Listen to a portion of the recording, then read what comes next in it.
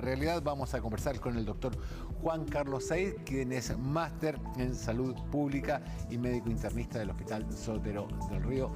Doctor Said, ¿cómo está usted? Muy buenos días. Hola, buenos días, Rafa. Gracias por la invitación. Gracias a usted, doctor. Gracias a usted por su tiempo.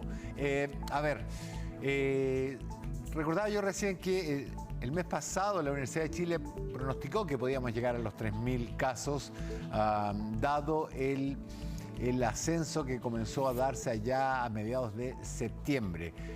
¿Cuánto más vamos a subir, doctor? Si me permite la pregunta, que es más adivinanza que pregunta.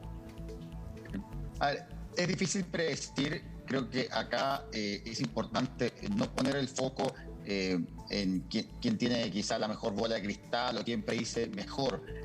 Sí, lo que hay que poner el énfasis en que estamos evidentemente en un aumento muy importante de los casos, que no es solo un aumento de casos asintomáticos o solo porque estamos tomando más exámenes, sino que hay un aumento real de hospitalizados y que también estamos viendo pronto un incremento también en el número de fallecidos. Y que si bien es esperable que las vacunas tengan un impacto en reducir el número de fallecidos muy significativo y también en reducir el número de hospitalizados proporcional al número de casos, es decir, que queríamos proporcionalmente ver hospitalizados en relación a horas previas al mismo número de casos.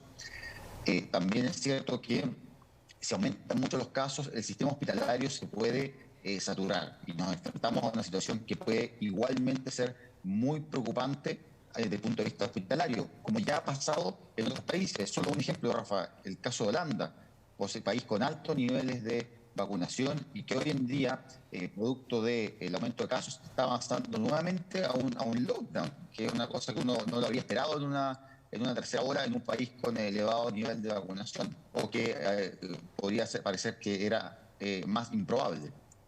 Claro, porque además Chile tiene un índice de vacunación tremendamente alto, incluso a nivel mundial e incluso con la tercera dosis. Era algo que conversábamos ayer con la doctora Carolina Herrera, que nos decía que las muertes que se están produciendo y las hospitalizaciones tienen que ver no con el número de contagios de COVID, sino con las personas que están en situación de vulnerabilidad frente a la enfermedad.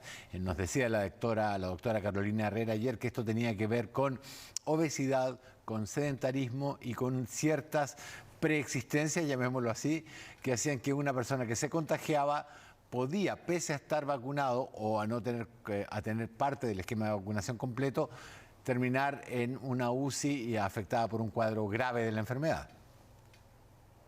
Así es, recordar que acá siempre hablamos de capas de protección, de distintos niveles de protección, y la vacuna es una capa de protección dentro de otras, como son el autocuidado, el lavado de manos, el uso de mascarilla, el distanciamiento social, el preferir lugares ventilados y actividades al aire libre. Y dentro de eso las vacunas reducen ese riesgo. Ahora, si mi riesgo de enfermar es muy, muy alto, por ejemplo, porque tengo una enfermedad autoinmune, con alguna, y uso medicamentos que alteran mi inmunidad, porque tengo alteraciones en el peso, hipertensión, etcétera.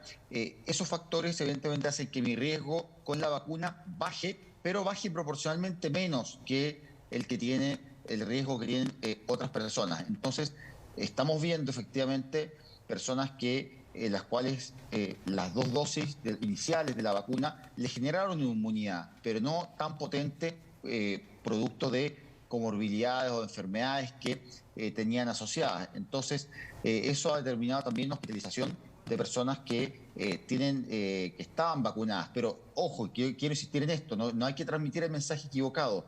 Las vacunas salvan vidas, Claro. reducen el número de hospitalizaciones y proporcionalmente son muchísimos más los hospitalizados que no están vacunados que los que están vacunados. Entonces quiero insistir en eso.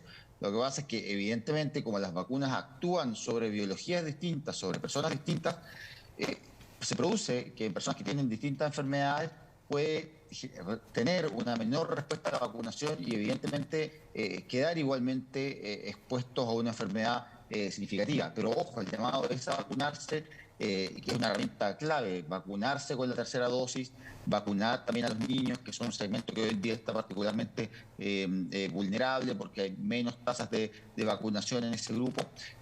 Así que insistir en eso y mantener la confianza alta en la vacunación, que es finalmente lo que más vidas salva y la herramienta más potente que hoy en día tenemos para enfrentar el virus junto con el autocuidado. Ahora, doctor, ¿cómo evalúa la disminución de recursos de las APS, la atención primaria de salud, en el términos de testeo, trazabilidad y aislamiento que pasaron a las seremías?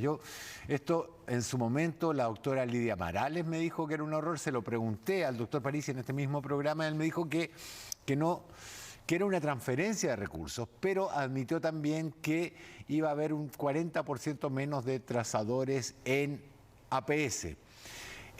Varios doctores, varios médicos me dijeron que esa medida era arriesgada porque podía, retrotraernos a lo que fue la primera etapa de esta pandemia. Lo recuerda cuando y creo que lo conversé con usted, que me decía que la estrategia del gobierno era aguas abajo del puente roto. No teníamos buena trazabilidad. Exactamente. Muchas veces hablamos que en salud pública uno tiene estrategias aguas abajo y aguas arriba. Es decir, si una persona se está ahogando, uno dice, mira, vamos a rescatarla de este río en que se está ahogando, y uno puede decir, mira, pero hay un puente arriba que está roto, que es donde las personas están cayendo. Entonces, ¿por qué no vamos a reparar mejor ese puente y evitamos que más personas sigan cayendo al río? Eso es la trazabilidad, es el recurso que nos permite impedir que personas se sigan cayendo a ríos, se sigan ahogando, se sigan enfermando. Y efectivamente había un recorte muy importante en recursos en trazabilidad que me parece que fue excesivamente prematuro. Creo que acá no hubo una visión de largo plazo y entender que la pandemia va a seguir. O sea, vamos a estar todo el próximo año con pandemia. Recordemos que hay grandes países donde aún no hay gran cantidad de vacunados. Ejemplo, el caso de India. Recordemos que la variante Delta que tenemos ahora vino de la India, ¿no? Entonces, tenemos varias variantes que en el fondo surgen en lugares donde hay elevados niveles de contagio y tenemos que en el fondo aprender a entender que el virus va a estar ahí y no podemos recortar recursos en trazabilidad porque los casos bajan, que es similar a decir, mira, vamos a dejar de hacer mamografías porque bajó la mortalidad por cáncer de mama. Al revés, si baja, por ejemplo, es porque estamos haciendo mamografías, porque estamos buscando los casos. Entonces, cuando bajan los casos, el mensaje debería ser justamente el contrario, mantener la trazabilidad alta, mantener la búsqueda de contactos y enfermos para justamente mantener los casos bajos. Entonces, yo he insistido varias veces, ojalá el gobierno revierta esta medida, incremente los recursos en trazabilidad, vuelva a retomar la trazabilidad en los consultorios, porque es una medida tan importante como la vacunación. Y hacer vacunación sin trazabilidad es algo que de verdad no tiene mucho sentido, sobre todo porque por otro lado estamos gastando millones y millones en hospitalizaciones, en camas UCI, y claramente la trazabilidad es algo mucho más barato, es un recurso que implica tener una persona usando un teléfono, usando un computador, y nos permite ahorrar finalmente hospitalizaciones que son evidentemente muchísimo más caras. Entonces es de toda lógica gastar en trazabilidad.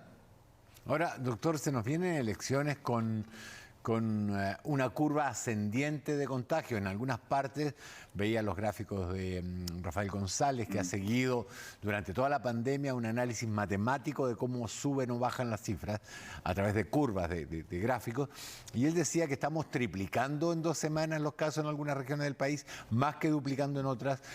¿Qué precauciones deberíamos tomar para las elecciones?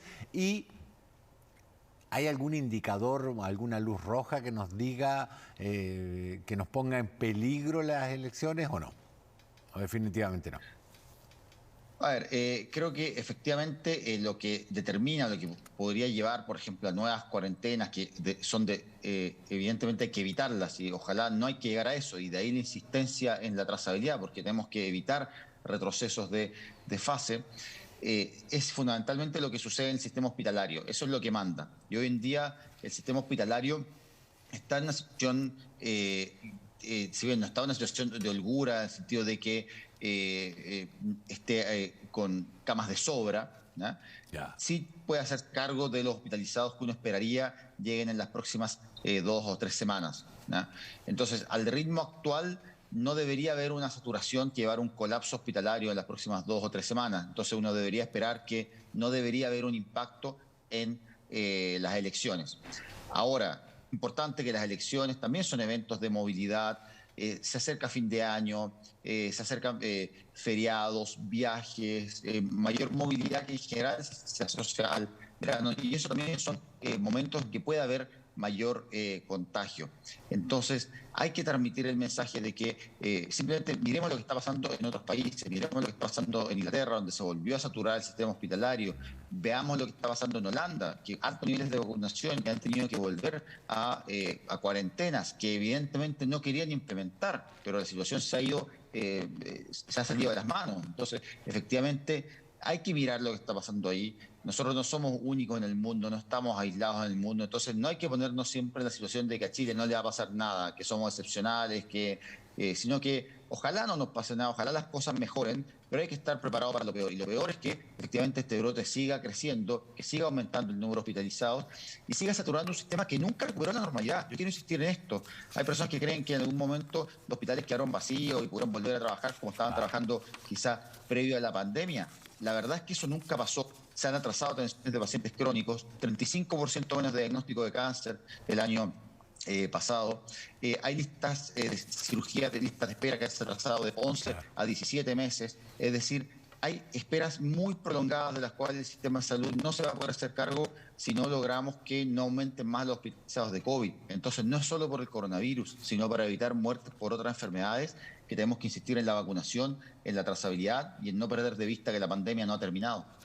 Doctor Juan Carlos Said, internista de del Sistema Público de Londres, y además, no me equivoco en esa cifra, en ese dato, ¿no? Vuelvo a nombrar. Sí, médico internista del Soto de Ríos y estudié salud pública en Londres, En Londres. College. Eso, porque siempre me confundo con el título en el cargo. Muchísimas gracias, doctor. Que tenga usted una muy buena jornada.